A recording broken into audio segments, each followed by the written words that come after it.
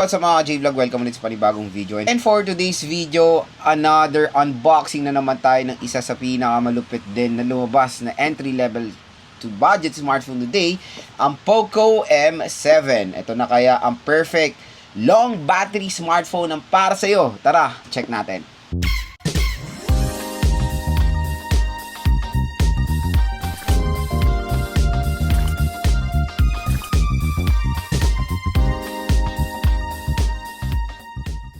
So ayan, finally nag-arrive na ang in-order nating Poco M7. So medyo natagalan to sa shipping kasi in-order pa to outside dito sa Philippines. So overseas yung kasi yung official store ni Poco sa online, overseas siya kaya medyo matagal.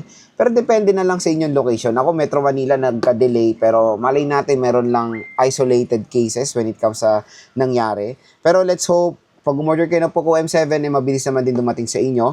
At yun nga, very interesting ito dahil sobrang mura. At kung gusto nyo makuha to ng with voucher with special YouTube voucher, i-click nyo na tong view products natin dahil dyan, napakamura lang po netong Poco M7. Mamaya papakita ko sa inyo kung magkano lang siya with voucher.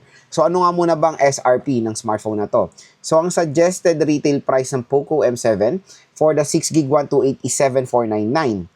Tapos yung 8GB 256 is 8,499. Pero itong nakaka-excite, nakuha ko lang tong Poco M7 ko sa halagang 5,000 pesos plus for the 6GB 128 yon. Kasi nagkaroon ng promo sila nung launch date mismo nito. Umorder tayo kasi sobrang mura. Nakuha natin siya ng 5 plus. Pero ngayon, mura pa rin naman siya sa official store ni Poco sa online dito sa ating view products. So let's check kung magkano na lang siya with voucher. Kasi yung natin, walang special voucher is 6,899 siya sa online. Doon sa SRP niya 6,500. Below SRP pa rin naman. Pero check natin kung merong voucher. I-click ko lang yung aking voucher. Again, dito yan sa view products natin. I-click niyo yung view products natin. Click natin tong voucher natin. So ito, yan yung view products natin. I-click niyo yan. Tapos i-click niyo tong smartphone. So, special YouTube voucher natin ngayong September is 600 pesos. Again, depende po yan sa mga depende yan sa mga account. Meron din possible na 1,000 pesos ang inyong YouTube voucher. Kung nakagamit na kasi kayo ng 1,000, binibigyan na lang kayo ni YouTube ng 600 pesos. Depende na lang yan.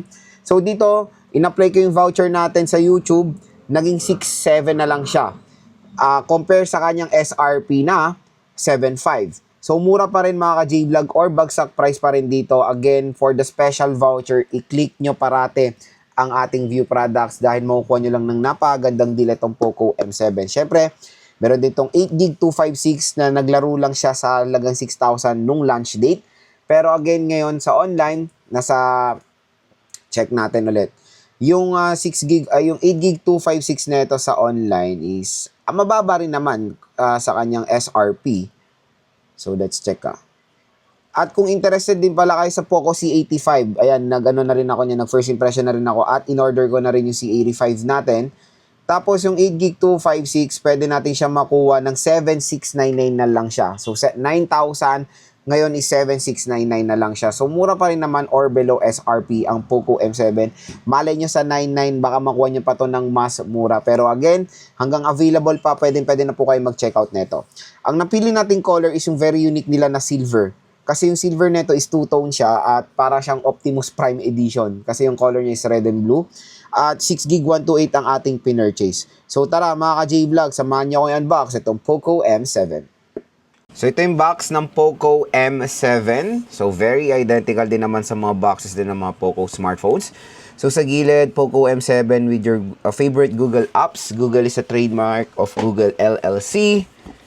Yun lang. Sa naman is meron tayong 6GB of RAM and 128GB of internal storage. So syempre ang pinaka pinambabato ngayon sa Poco M7 is of course yung kanyang large battery capacity.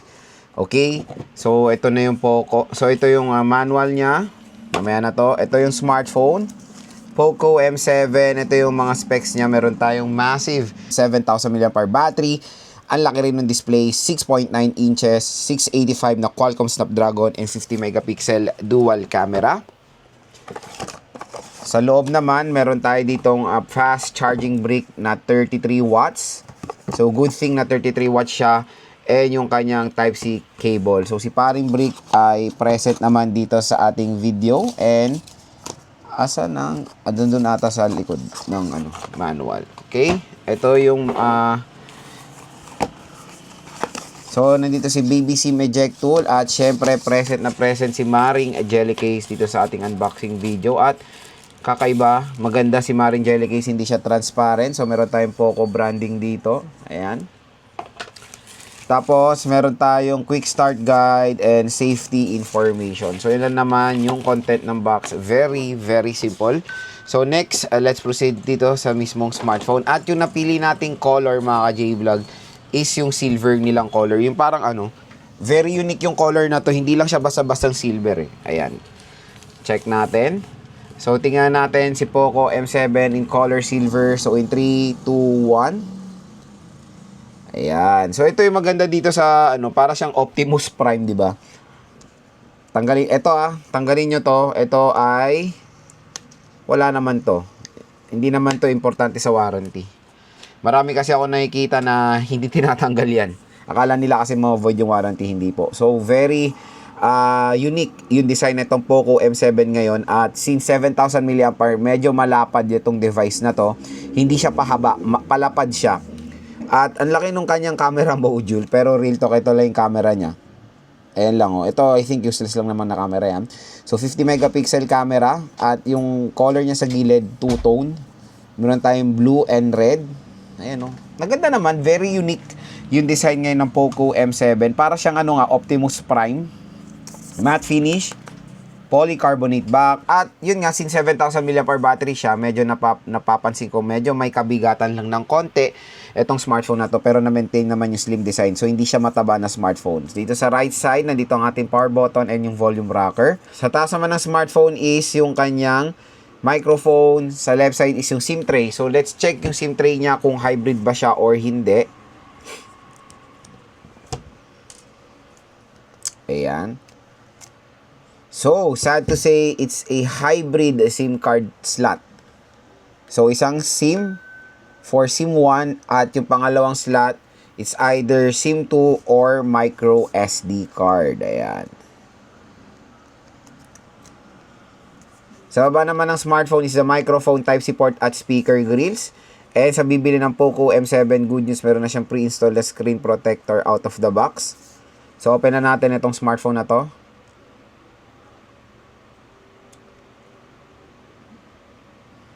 Ayan, Poco powered by Android.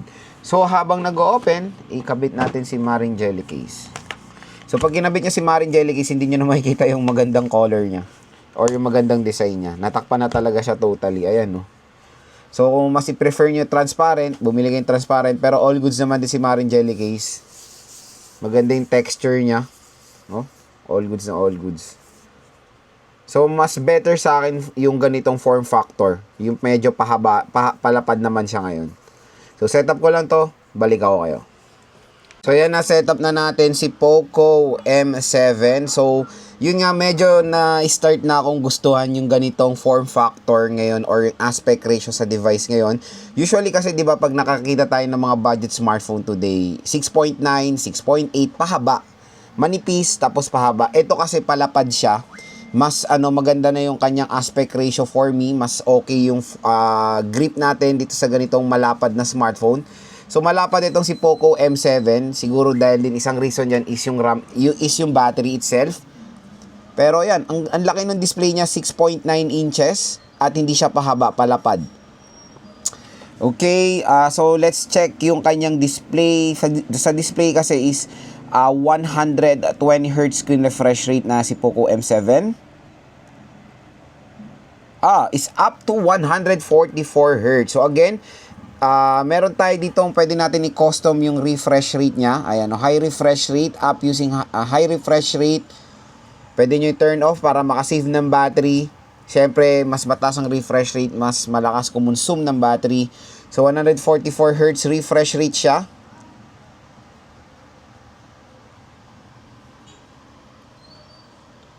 Ayan. Scrolling, smooth. Hopefully sa games, masupport na rin ng 144 Hz in the near future. So, when it comes Storage niya out of the box is 128 GB, diba? So, ang storage niya is 25.3 GB na yung nagamit natin. At meron na rin tayo agad-agad na update sa HyperOS. Android 15, detailed and specs. Ayan, Qualcomm Snapdragon 685, 6 GB of RAM. Ayan siya. So, available storage out of the box is 100 GB na lang. 102.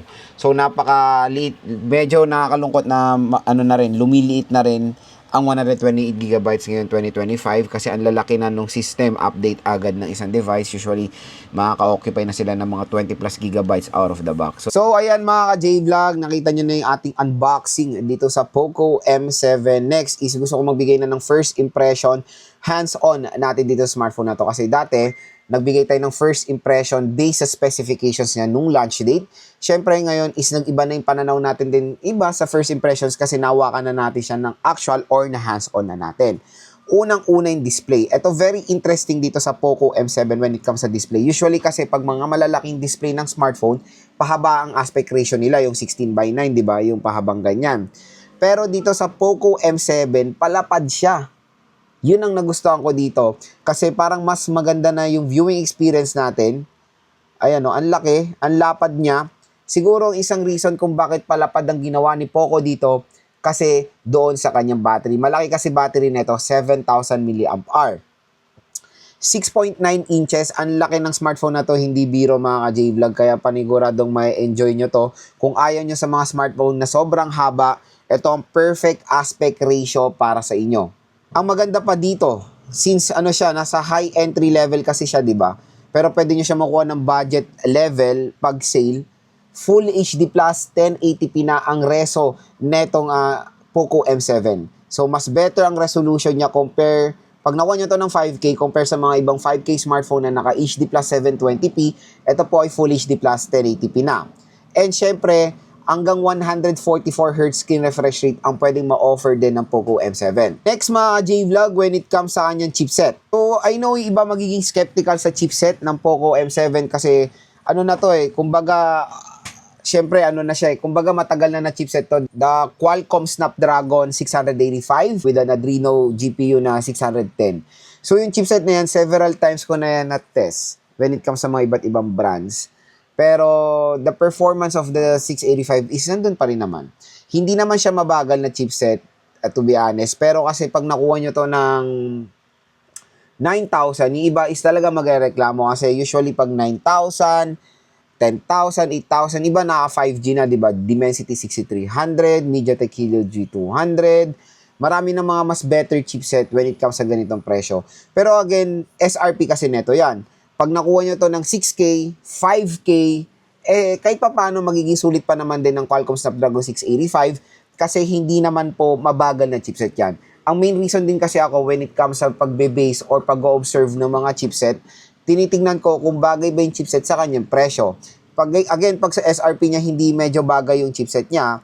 Pero pag nakuha niyo to ng sale price sa online, lalo na sa ating view products, medyo bumabagay naman siya yung 685, lalo na sa 5,000 pesos na price segment. Pero stay tuned lang, i-game test din naman natin to. Bibigay ko yung final verdict ko when it comes sa game test ito sa Poco M7. Next mga ka-J-Vlog, sa ROM. So sa ROM, for me is okay. Yan na rin at least minimum na pwede na rin natin makuha kahit sa SRP niya or sa sale price. 6GB o 128. So, mas okay na 6GB ang RAM for price tag na 5,000 plus pag nakuha nyo to 5 to 7,000 pesos.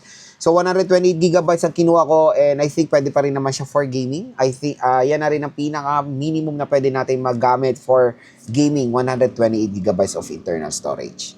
So, again, sa RAM, okay naman po ang mabibigay ni Poco M7, mapa base model or yung top of the line. Next, yung camera. So, let's hope sa ating full review ay mag-iba ang ating impression sa camera ng Poco M7 kasi medyo nadala na ako doon sa mga budget smartphone ni Poco and Xiaomi na meron 32 megapixel the Poco C71 and the Xiaomi Redmi A5. I thought yung 32 megapixel will do justice doon sa kanilang specifications. Pero hindi.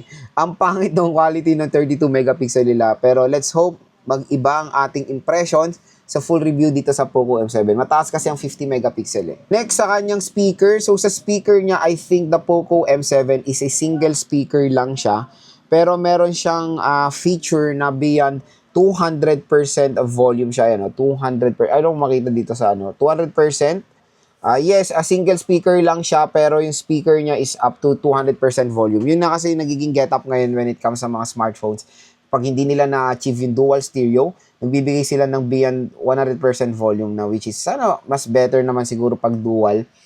Lalo na sa kanya kasing price, usually talaga karamihan na ng ganitong presyo is saka dual stereo. So, sa speaker test naman, na-try ko na yung speaker niya ngayon, malakas naman, yes, pero hindi ganun kaganda yung bass quality. Syempre, next is yung pinaka-mina-market ng Poco M7 is yung kanyang battery, 7,000 mAh battery capacity for a price of 5 to 7,000 pesos.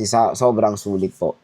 Ang laki ng battery capacity na ito, so expect nyo na makunat talaga ang battery ng Poco M7, and at least yung binigay nilang charging rate din is 33 watts. So I think that is the best minimum na pwede natin makuha sa isang device na merong malaking battery na 6 or 7,000 pesos. Buti nga 33 watts ang nilagay nila dito sa Poco M7. At yun, sa mga naghahanap ng makunat na battery na gagamitin nila sa pang-work or pang-gaming, ito magandang i-recommend dahil ang kunat ng battery nito specs-wise. Pero syempre, sa full review natin, bibigay final verdict ko kasi syempre mag-game test tayo. Titingnan natin kung sobrang kunat ba talaga ng battery ng Poco M7 based sa aking observation dun sa ating full review. At ang pinakalas is of course the design. So yung design is very unique sa mga ibang budget smartphone today. At nagustuhan ko tong color silver nila kasi meron siyang two-tone color dito sa gilid. Ayan. So, pag ginamit nyo tong edition na to ng Poco, ayan, panigurado makakuha to ng attention ng mga consumers kasi kakaiba yung design niya, especially when it comes sa two-tone color nila. Akala nila siguro Transformer edition na naman etong sa Poco M7. Pero nagustuhan ko naman siya in fairness. So, yun lang mga ka-J Vlog ang ating first impression hands-on dito sa Poco M7. Abangan nyo na lang ang ating full review, 5 reason, and of course, game test dito sa device na to. Definitely a must buy siya, lalo na kung naghanap kayo ng isang smartphone na sobrang laki ng display at sobrang laki ng battery. Again, kung gusto nyo itong makuha ng mura, i-click nyo na itong view products natin dahil meron pong special voucher na naghihintay po para sa inyo.